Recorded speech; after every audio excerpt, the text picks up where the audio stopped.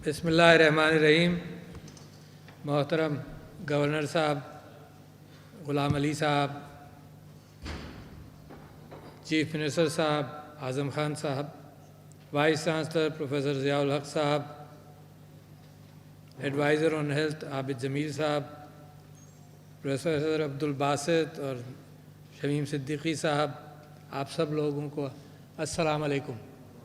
और ये मासूम चेहरे शायद तालिब इल्म बैठे हैं, इनको भी सलाम। मुझे बड़ी खुशी हुई कि मैं आज आपने दावत दी और मैं यहाँ आपकी खिदमत में आया हूँ पब्लिक हेल्थ कॉन्फ्रेंस के हवाले से, क्योंकि मैं बड़ा ज़िंदगी भर का एक प्रोमोटर हूँ कि एहतियात ज़्यादा आसान है, ज़्यादा बेहतर है इलाज के मुकाबले में। तो ज़िंदगी भर मैंने इस पर मेहनत की है। तो बहुत अच्छा आपकी जो प्रेजेंटेशंस थी बेइंतहा अहम भी हैं, और उसके साथ साथ एक चीज़ का बुनियादी ज़िक्र, क्योंकि मैं ख़ुद हेल्थ अलाइड फील्ड के साथ रहा हूँ, तो बुनियादी ज़िक्र करूँ कि यहाँ पाकिस्तान के अंदर बावजूद दुनिया भर के अंदर भी रहा कि हम इलाज करना ज़्यादा सिखाते हैं सबको, और उससे बीमारी से बचाव बहुत कम सिखाते हैं। और यही हाल डेंटिस्ट्री का था। तो मैंने एक ट्रीटाइस लिखी चेन्नई में, मैंने पढ़ी भी और बाद में वो इंडिया में किताब की सूरत में भी पब्लिश हुई कि जो ग्रेजुएटिंग डेंटिस्ट है उससे हम एक्सपेक्ट क्या करते हैं।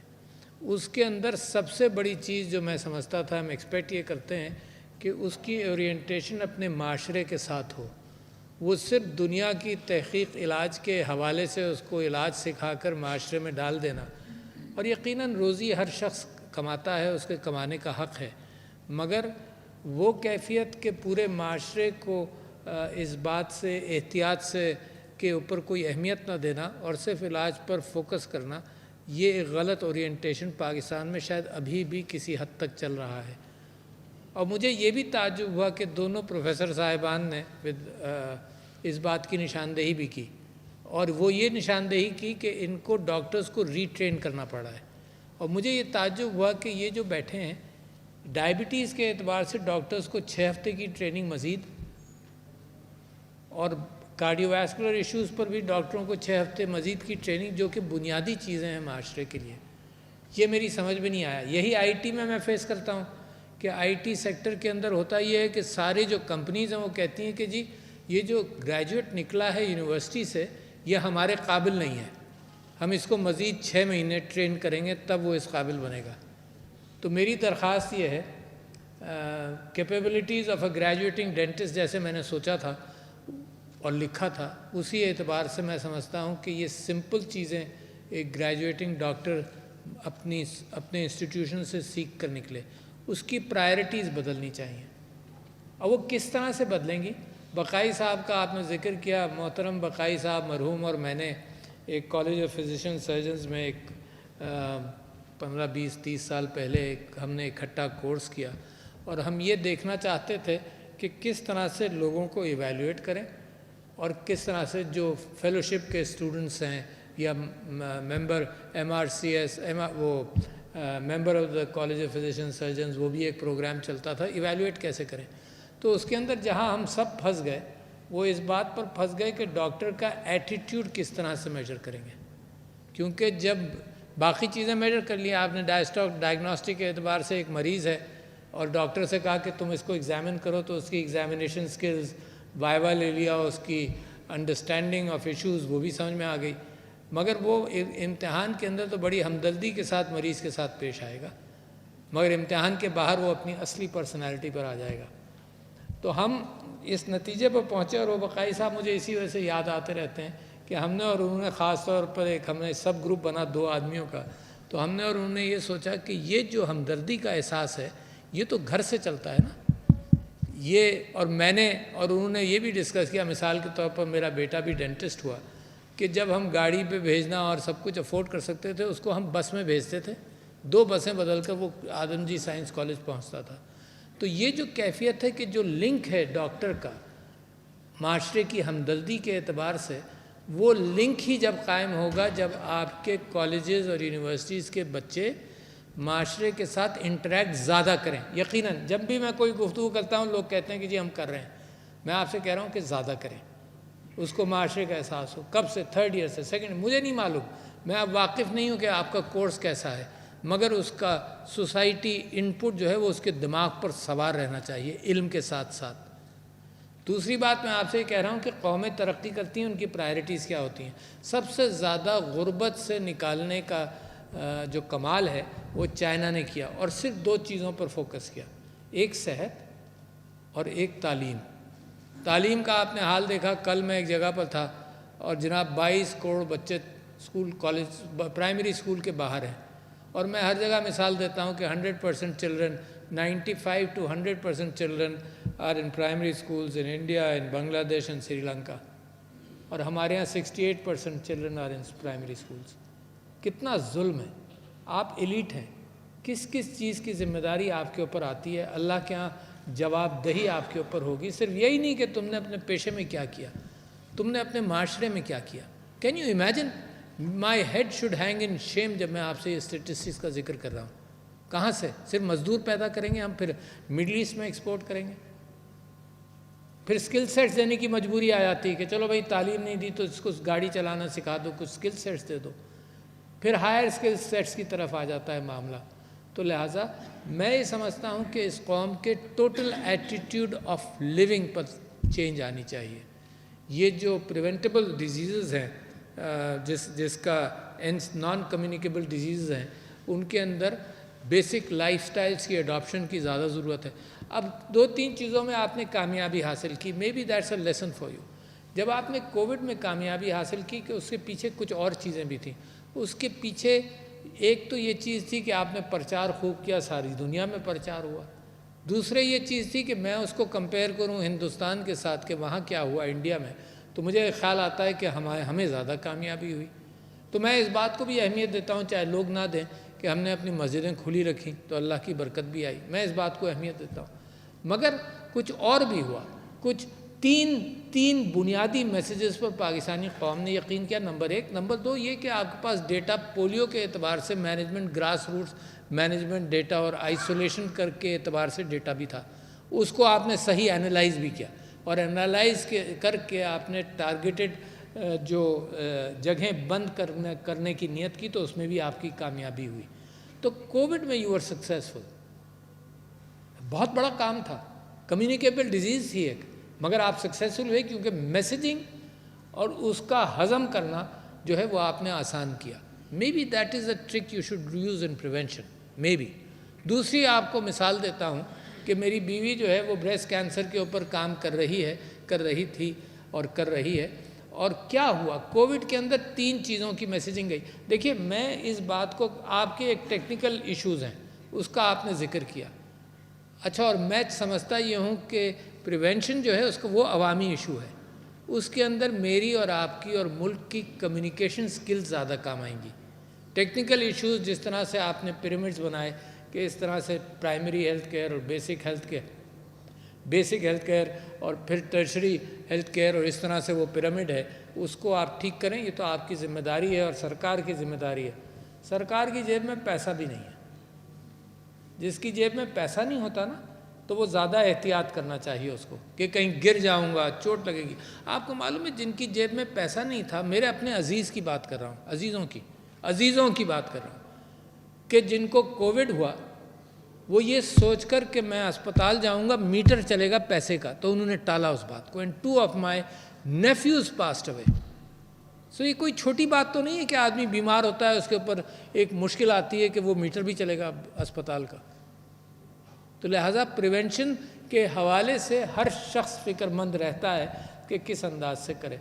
तो कोविड के अंदर आपने 3 मैसेजेस भेजे। जो पब्लिक कंजम्पशन के मैसेजिंग होती है वो कॉम्प्लिकेटेड, ये तो सारी बड़ी अच्छी इल्म था, ये स्पेशलिस्ट के लिए बहुत अच्छा, डॉक्टरों के लिए अच्छा।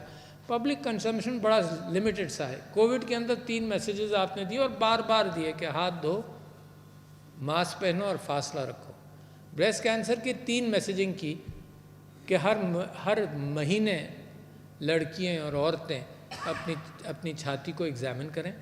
अगर कोई सख्त गुठली सी नज़र आए जो अखरोट से बड़ी हो, तो फिर आप डॉक्टर से रुजू करें।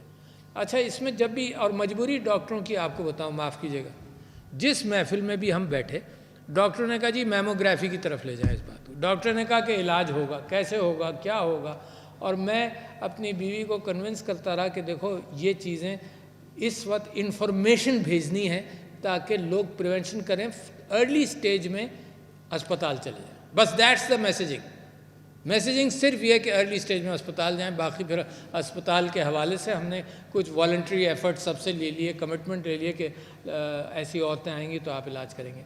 पीपल से, अभी एनेक्डोटल है, पीपल से कि women have started coming at an earlier stage but until data comes in, तो दिस इज जस्ट एनेक्डोटल। अच्छा, इसी तरह से मैं समझता हूँ, और सारी ज़िंदगी समझा कोई नई बात नहीं है। मैं जब डेंटल एसोसिएशन का सदर बना तो मैंने कहा कि यार सबसे ज़्यादा अच्छा ये कि लोग अगर ब्रशिंग सही कर लें, let me make a claim to you which I am very confident as a professional, 95% of treatments which dentist do are preventable. सिर्फ एहतियात की ज़रूरत है, सफाई की ज़रूरत है, तहारत की ज़रूरत है। मैंने देखो इसको कॉम्प्रिहेंसिवली टच किया जाता है। फिर जब हम आज कंजर्वेशन की बात करते हैं तो हुज़ूर अकरम सल्लल्लाहु अलैहि वसल्लम की वो हदीस लेकर चलते हैं कि भाई अगर दरिया के पास भी वज़ू करो तो पानी कम इस्तेमाल करो। कंजर्वेशन के लिए इससे बेहतर कोई चीज़ हो नहीं सकती उस ज़माने में। तो मैं 22 अहादीस थी मिसवाक के हवाले से कि जब वही आती है तो फरिश्ता कहता है आप और मिसवाक करें। जब उनका आखिरी वक्त आया जो रहलत कर गए तब वो मिसवाक कर रहे थे। वो बाहर जाते थे मिसवाक करते थे, रात को उठते थे मिसवाक करते थे, हर वज़ू के साथ मिसवाक करते थे। लोगों के साथ कहते थे मुंह में बदबू आएगी मिसवाक करो। इससे ज़्यादा मुझे और क्या चाहिए लोगों को प्रिवेंशन के लिए कहना। इस मुल्क में जो कंजर्वेटिव मुल्क है, जो मुसलमानों का मुल्क है, तो मैं आया जनाब, मैंने पहली मरतबा जो ओरल हेल्थ डे बनाया गया तो उस दिन मैंने कहा लोगों को कि फ्रॉम द प्रेसिडेंट्स चेयर कि मिसवाक करो, तो लोगों ने मजाक उड़ाया कि देखो ये कैसा सदर है, ये मिसवाक की तलकीन कर रहा है। तो मैंने कहा मेरे नबी तो कान पर मिसवाक रखते थे हैं और फिर वो लोगों को प्रचार करते थे। तो लिहाजा prevention is the best tool. अच्छा, मगर इमरजेंसी है पाकिस्तान में, बीमारियों की इमरजेंसी, आपने खुद बताया। अच्छा, और हमने देखो out of the box solution सोचना चाहिए। मैं ये एडवोकेट नहीं कर रहा, मगर मैं आपको बता रहा हूँ कि ममालिक out of the box solutions कहाँ से लाते हैं। चाइना ने ये किया जब वो अपने कम्युनिज्म निज़ाम से थोड़ा सा बाहर निकलना शुरू हुआ तो उसने ये किया, उसने कहा कि जी ये डॉक्टर तो 5-5 साल में बनेंगे, फिर उसके बाद स्पेशलाइज करेंगे। उन्होंने बेयरफुट डॉक्टर्स की 6 महीने की ट्रेनिंग कर ज़मीन पर उतारा कि लोगों को ज़रूरत है। 6 महीने लोगों को ज़मीन पर उतारा, लोगों को ज़रूरत है। क्यों? और ये मैं आपको दूसरी बीमारियों के हवाले से भी बताऊंगा। लोगों को एडवाइस चाहिए, लोग परेशान होते हैं, क्या करें। आपने मेंटल हेल्थ का जिक्र किया, आजकल वो भी मेरा फोकस है। किसके पास जाएं? Do you know, mental health पर आपको स्टेटिस्टिक्स दूँ, और मैंने बिल्कुल फ़ौरन इसको अडॉप्ट किया। पार्लियामेंट में बोला इसके ऊपर। फिर पार्लियामेंट में जो तकरीर थी जो 18 लोगों ने सुनी थी सर, उसमें ही बोला, मगर मैंने कहा कि कम से कम नेशन के रिकॉर्ड पर तो आए। क्या कहा मैंने? सर्वे है नेशनल ह्यूमन राइट्स कमीशन का, अगस्त 22 का सर्वे है। जस्ट थिंक अबाउट इट, कितना बड़ा वॉल्केनो है साथ साथ। I am sure I will come to cardiovascular disease and diabetes, but mental health, 24% of the people of Pakistan इस वक्त mental anxiety में है, 24% लोग। और आप अपने घरों में देखिए, ज़्यादा आगे जाने की ज़रूरत नहीं है। और मेरे बुज़ुर्गों, डॉक्टर्स और मेरे जूनियर्स और मेरे साथी, 60 to 80% of your students are under mental stress। मतलब ये क्या कर क्या रहे हैं? यानी हमने क्या कोई चाबी भरनी है इनके अंदर? क्या आप मेंटल स्ट्रेस में, यानी होलसम ज़िंदगी का तस्वुर आपके जहन से निकल गया कि ज़िंदगी और भी है? यकीनन इल्म हासिल करो, मगर ये स्ट्रेस वाली, और ये चाबी जो आप लोग भरते हैं ना, तो ये डॉक्टर बनने के बाद वो वैसे ही भागता रहता है, रुकता नहीं है। वो दुनिया के मामलात के अंदर, उस लालच के अंदर जो मेरे साथ भी है और आपके साथ भी है, ऐसे ही भागता रहता है, सारी उम्र भागता रहता है। जब तक वो भागने के काबिल नहीं रहता, जब तक वो भागता रहता है। और उसने बैलेंस दुनिया में बना लिया है कि उसका स्टैंडर्ड ऑफ लिविंग और वांट्स जो हैं वो नीड्स से ज़्यादा हो गई और वो लिहाजा वो करता रहता है। तो 60 to 80%, these are statistics of Pakistan my dear friends. 60 to 80% of the students are under mental stress. अच्छा, अब ये जो आइसबर्ग, ये जो आइसबर्ग का टिप ऑफ द आइसबर्ग है, ये फटता रहता है। रोज़ाना की खबरें, ऑन एन एवरेज 5 या 6 खबरें आती हैं कि किसी ने किसी को मार दिया, जहनी परेशानी में भी था, औरत ने अपने बच्चों को मारा। जहनी परेशानी के साथ फाइनेंशियल परेशानी को आप ऐड कीजिए। अब क्या करूँगा मैं? And you know how much, यानी इस मुल्क की बदनसीबी देखिए, बहुत सारे डॉक्टर्स बाहर से वापस आए हुए पाकिस्तानी, तो उनसे माजरत के साथ, ये मुल्क अफोर्ड नहीं कर सकता डॉक्टर्स बनाना। सोचें ज़रा, हम एक जेवर तैयार करते हैं, तरबियत देते हैं, इतने अच्छे डॉक्टर्स बनाते हैं जो माशरे की तरबियत करके भी, और फिर क्योंकि यहाँ सिस्टम्स नहीं हैं, वो बेचारे बाहर चले जाते हैं। तसव्वुर करें, what a drain on Pakistan. This country cannot afford to make one doctor like me. और हम we are encouraging the migration because our own structures are not there. अब जो भी एम्बेसडर आता है मेरे पास, बाहर लगने वाला पाकिस्तानी एम्बेसडर, वो मुझे आकर कहता है कि जी हम नर्सेज के लिए वहाँ पर जॉब्स तलाश करेंगे। हमारी भी एक ज़रूरत है डॉलर के अंदर हम अपना जेवर बेचने को तैयार हैं।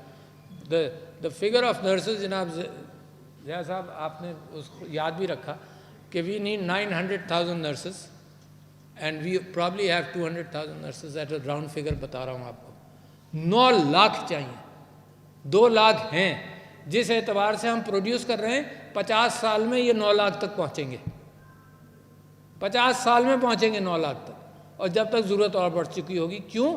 क्योंकि जो आईटी ट्रेंड्स आ रहे हैं मेडिसिन के अंदर, ज़रा उसको भी साथ साथ रखें। जो आईटी ट्रेंड्स आ रहे हैं मेडिसिन के अंदर, उसके अंदर एक्चुअली सबसे बड़ी अहमियत ह्यूमन केयर की रहेगी, जिसके अंदर नर्सेज का बहुत बड़ा रोल है। A lot of diagnostics and a lot of treatments are well, human hand उसमें ज़रूर रहेगा, मगर इट इज़ रिड्यूसिंग। तो लिहाजा वहाँ एक इशू है। तो मैं आपसे ये कह रहा हूँ कि इसके अंदर प्रिवेंशन, अब मैं सिर्फ एक केस इशू बता रहा हूँ आपको कि क्या मुश्किल है। अब 24% लोग अगर मेंटल किसी स्ट्रेस में हैं, you know how many psychiatrists are there? जो नेशनल ह्यूमन राइट्स कमीशन की रिपोर्ट थी, उसने कहा कि 550 साइकियाट्रिस्ट हैं पाकिस्तान में। और अगर 24% लोग हैं स्ट्रेस में, चलो सब के सब को साइकियाट्रिस्ट की ज़रूरत नहीं होगी, मगर सिर्फ 550 साइकियाट्रिस्ट हैं, ऐड अबाउट 1200 साइकोलॉजिस्ट, 1900 लोग हैं। और ये प्रॉब्लम कितना बड़ा है। अच्छा, जॉइंट फैमिली होती थी तो ज़रा सा आपस में बात कर शेयर कर लेते थे परेशानियाँ। अब जॉइंट फैमिली से भी हम निकल रहे हैं, कितना बड़ा मुश्किल है कि क्या करेंगे। तो we are looking at, for example prime minister साहब ने भी शुरू किया कि एक मेंटल हेल्थ हेल्पलाइन शुरू की जाए। हम उसमें आर्टिफिशियल इंटेलिजेंस की मदद से, पैटर्न रिकग्निशन की मदद से, व्हाट्सएप के साथ कोऑपरेशन करके, ताकि व्हाट्सएप के ज़रिए भी जाए, फेसबुक के साथ कोऑपरेशन करके, we are developing some tools to at least filter some of those people towards online help, filter some of those. क्योंकि अगर सबको फिल्टर कर लिया तो पता चलेगा कि इतने लोग नहीं हैं यहाँ पर के प्रोवाइड कर सकें। बट एनी हाउ, वो चैट बॉट, मेंटल हेल्थ के अंदर चैट बॉट के ज़रिए ये सोच रहे हैं कि यार, लॉन्च भी अभी नहीं कर रहे। लॉन्च इस वजह से नहीं कर रहे कि जब तक दुकान में चीज़ तैयार नहीं हो, आप सिर्फ ऐलान कर दें तो you have wasted your goodwill. क्या आपने लोगों को आगाह तो कर दिया, मगर you don't have a service available. तो मेरा ख्याल है 1-2 महीने और लगेंगे। बट इतने साइकियाट्रिस्ट भी नहीं है कि मेंटल हेल्थ ऑनलाइन हेल्प कर सकें। You know how much it will cost? 7,000 rupees for a mental health online for a specialist to guide a person for 1 hour. 7,000 rupees पर केस, पर पर्सन। उसकी कॉस्ट को वॉल्यूम के साथ reduce करेंगे। सिर्फ यही नहीं, जो लोग बाहर से आए हैं, हमने यूके की पाकिस्तानी साइकियाट्रिस्ट एसोसिएशन को इन्वॉल्व किया when my wife went there 2 week ago, कि वहाँ से हम वॉल्टियर हेल्प लें, क्योंकि ऑनलाइन एबिलिटी ऑफ काउंसलिंग का इम्कान है कि बाहर से भी हमारे पाकिस्तानी जो वॉल्टियर करें या पैसे लें। पैसों का भी वही अरेंज करें, हमारे पास पैसे भी नहीं है, टू बी ऑनेस्ट। तो लिहाजा ऑल एवरीथिंग रिलेटेड टू पैसे इज़ समथिंग विच इसके अंदर टाइम लगेगा। अच्छा जी, आ जाऊँ अब दूसरी चीज़ों पर। मैं समझता हूँ डायबिटीज़ के अंदर भी अवेयरनेस लोगों की बहुत ज़रूरी है।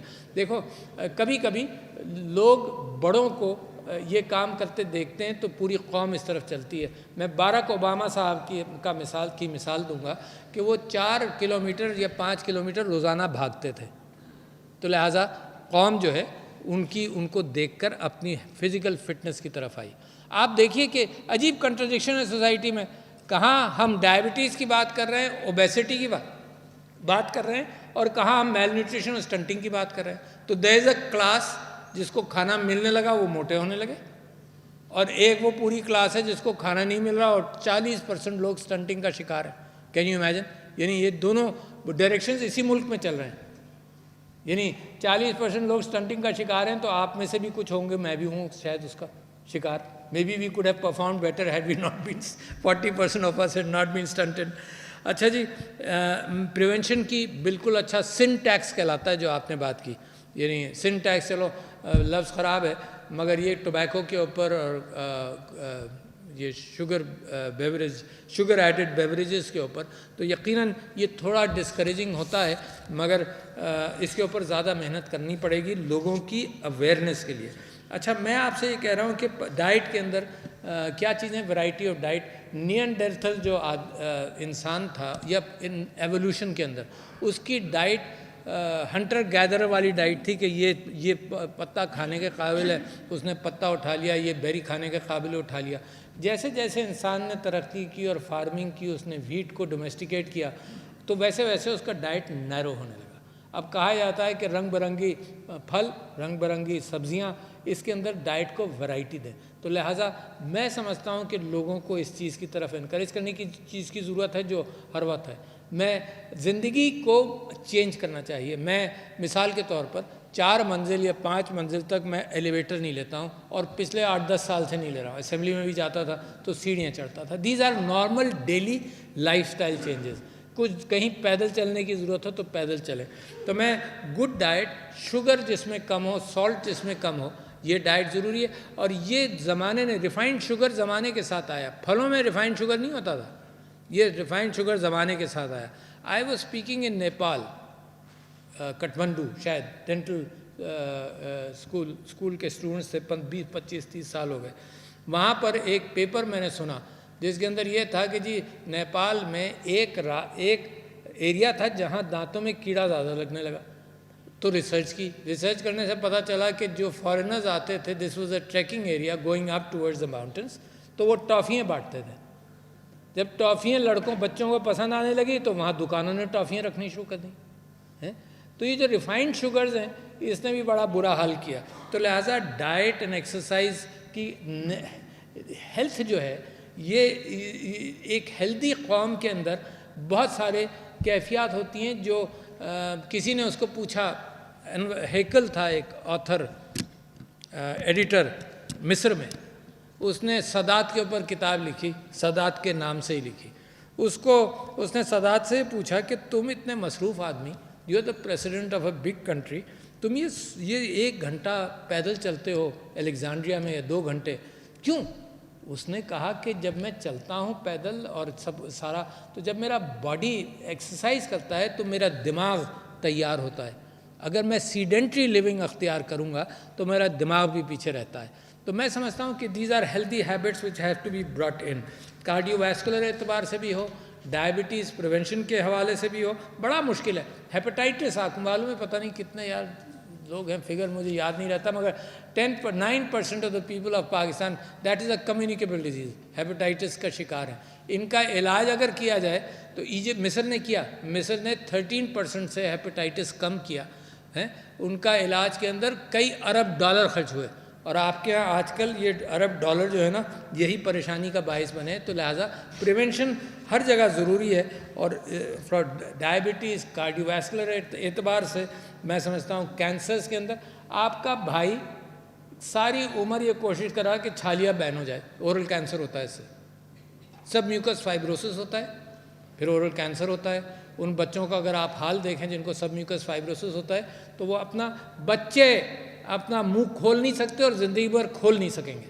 Can you imagine the trauma they will go through? क्यों? क्योंकि सौंफ सुपारी छा लिया है, बैन भी करके देख लिया, उससे बैन वैन से कोई फ़र्क नहीं पड़ता, वो मार्केट में जनाब खूब दबा कर छा लिया अवेलेबल है। तो मैं कहता हूँ कैंसर्स के अंदर जो कैंसर्स प्रिवेंटेबल हैं, of course lung cancer is preventable, of course early diagnosis of breast cancer is important, जो पाकिस्तान में बहुत ज़्यादा है।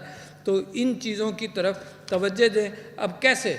Media, propagation, talk shows. मैं अपने दोस्त डॉक्टर से कहता हूँ ये सुबह के जो टॉक शोज़ होते हैं जो ख़वातीन देखती हैं, क्योंकि ख़वातीन आज भी पाकिस्तान के अंदर वो माहौल है कि बच्चों की परवरिश का मेन हाथ ख़वातीन के पास है। तो ये सुबह के टॉक शोज़ जो होते हैं ये बड़े गौर से देखे जाते हैं। I am looking at possibilities के सलूशन पर जाएँ। यहाँ पॉलिसीज़ बनती रहती हैं, माफ़ कीजिएगा, अच्छी और बुरी, मगर यहाँ इम्प्लीमेंट करने वाले लोग नहीं मिलते। पॉलिसीज़ पाकिस्तान में कभी कोई कमी नहीं रही। और मैं आपसे ये कह रहा हूँ कि इस हॉल से निकलें, आप बाज़ार में जाएं, लोगों से पूछें पाकिस्तान का मसला क्या है, सबको हल मालूम होगा। आपको हल करने वाले नहीं मिलते हल जानने वाले बहुत होते हैं तो मैं गुजारिश आपसे ये करता हूँ कि इस हवाले से एटीट्यूड, अच्छा अब ज़माना भी बदल गया ना। एक मैल्थुसियन साइकिल था पॉपुलेशन का, खूब खाने को मिलता था, पॉपुलेशन बढ़ जाती थी, बीमारी होती थी, पॉपुलेशन कम हो जाती थी।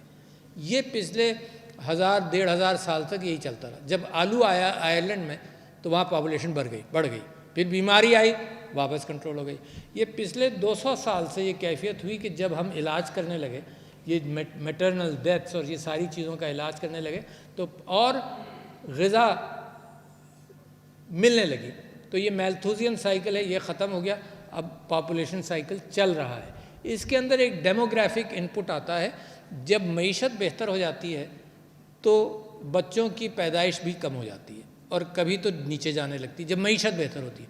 पाकिस्तान अभी वहाँ तक नहीं पहुँचा, तो लिहाजा पाकिस्तान का भी पॉपुलेशन साइकिल चल रहा है।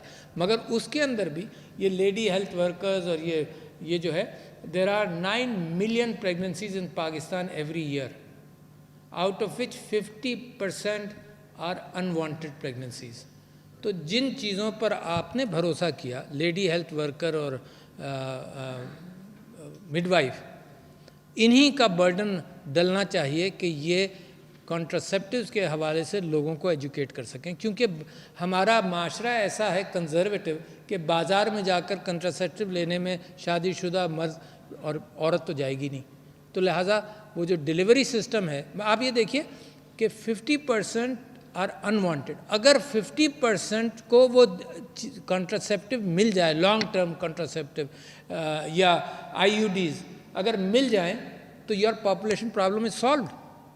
तो out of the box thinking Pakistan के सलूशन है, क्योंकि हमारी गुर्बत हमारे साथ मैच कर रही है, चल रही है, हमें पैसा खर्च करने नहीं देती। तो मैं आपके साथ जो गुजारिश करनी थी वो रजिस्ट्रीज़ की इम्पोर्टेंस का आपने ज़िक्र किया, मगर मैं समझता हूँ कि नेशनल प्रायोरिटीज़ का फोकस आना चाहिए। ये मेरी बड़े गम की बात है जो मैं आपसे कह रहा हूँ। वो गम मुझे ये है कि पाकिस्तान की leadership, political leadership and entire leadership को प्रायोरिटीज़ के एतबार से कोई ख़ास मुझे अहमियत नहीं नज़र आती।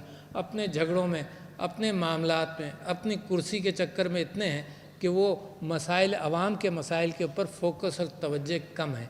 और जबकि मेरे पड़ोसी मुल्क जिस एतबार से तरक्की कर रहे हैं और जो पोटेंशल मुसलमानों का होना चाहिए दुनिया में, वो पोटेंशल पीछे रह रहा है और हम जो हैं पाकिस्तान के अंदर हमें एहसास नहीं। आप एलीट हैं, लिहाजा मेरी आपसे दरख्वास्त है, मैं आपसे कहता हूँ कि आपके ऊपर कंपल्शन है इस बात का कि अपने पेशे के साथ भी वो काम करें जिसके अंदर अवाम के साथ, अवाम को आप अपने साथ उठाएं। यकीनन इस बात का इम्कान है, इस बात का पॉसिबिलिटी है। और ये इसमें पैसा नहीं लगता, इस प्रिवेंशन में पैसा नहीं चाहिए। इस प्रिवेंशन में we don't need the aid of any country, it's just an intellectual exercise. Convince the people that these things have to be done, otherwise तुम्हारा अपना नुकसान है। तो जो इंटेलेक्चुअल एक्सरसाइजेज हैं मुफ्त की, जिसमें हमारी विरासत मौजूद है, कंजर्वेशन का हो, फिज़िकल फिटनेस की हो, सारी चीज़ें हमारी विरासत में जो चीज़ें मौजूद हैं, तहारत जो आधा निस्फ ईमान है, ये जो चीज़ें विरासत में हैं, इनको कम से कम हम लोगों के अंदर प्रचार करके, एक्सप्लॉइट करके इस मुल्क को सेहतमंद मुल्क पाकिस्तान बना सकते हैं। तो शुक्रिया लेडीज़ एंड जेंटलमैन।